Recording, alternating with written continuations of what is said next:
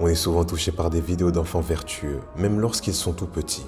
Ils reflètent l'éducation que leur ont donnée leurs parents et ont eu un excellent cadre pour débuter leur vie.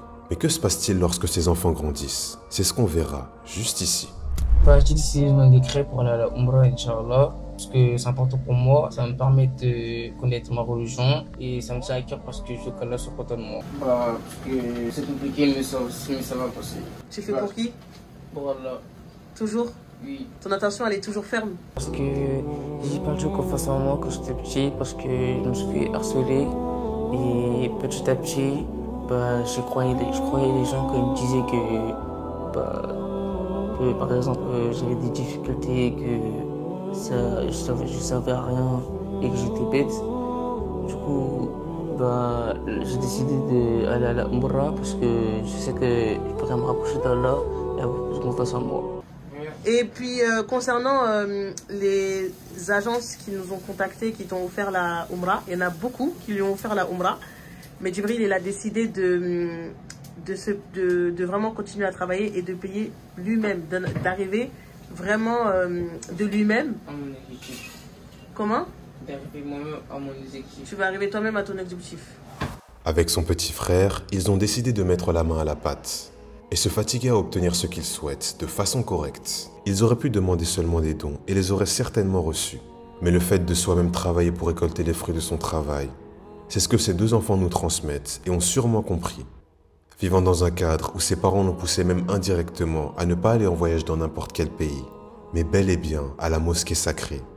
Ces enfants doivent être un rappel pour nous faisant réfléchir sur quelles sont nos principales priorités. Cherchons-nous, ne serait-ce que dans la ville dans laquelle nous nous trouvons, une façon d'améliorer notre adoration?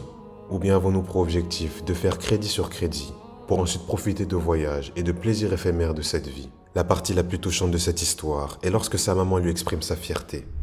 Je t'aime toi et ton frère et je donnerai tout, mais dis-toi que c'est Allah, Allah, Allah. Dans ta tête, je veux que dans ton cœur, pas dans ta tête, je veux que ça soit dans ton cœur, tu te dises que Allah c'est Allah.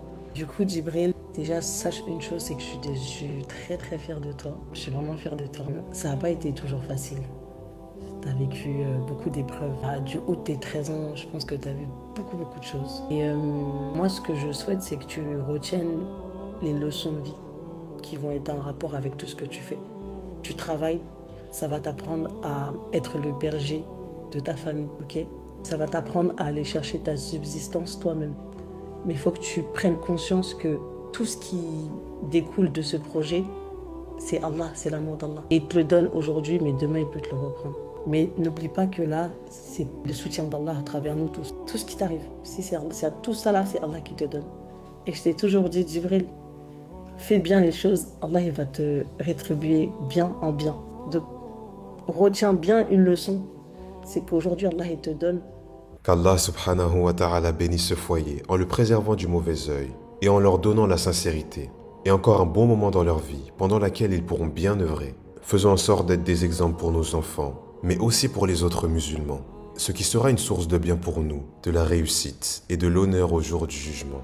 En négligeant nos enfants, on s'expose à avoir des enfants désobéissants, qui passent leur temps avec leur mauvaise fréquentation et plongés dans des écrans. Et nous verrons malheureusement dans une prochaine vidéo la façon terrible dont des terroristes manipulent des enfants à partir de jeux vidéo.